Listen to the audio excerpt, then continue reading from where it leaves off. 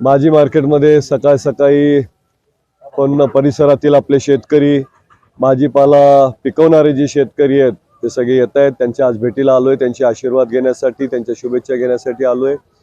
आणि निश्चितपणे सध्या शेतकरी जे आहेत, आमचा बळीराजा जो आहे तो ज्या वाईट अवस्थेतून जातोय ते या सरकारी धोरणांमुळे जातोय. त्यामुळं सरकारी धोरणं बदलायची असते तर त्यासाठी हे महायुतीचं महाभ्रष्ट सरकार जे आहे ते सरकार बदललं पाहिजे. आणि म्हणून येणाऱ्या 20 तारखेला महाविकास आघाडीला आपलं मत द्या, पंजा या निशाणीला आपलं मत द्या ही विनंती करण्यासाठी मी आलोय. महाविकास आघाडीचं सरकार जर आलं तर सोयाबीनला 7,000 रुपये भाव दिला जाणार आहे आणि 3 लाख रुपयापर्यंतची कर्जमाफी आमच्या शेतकऱ्याला दिली जाणार आहे.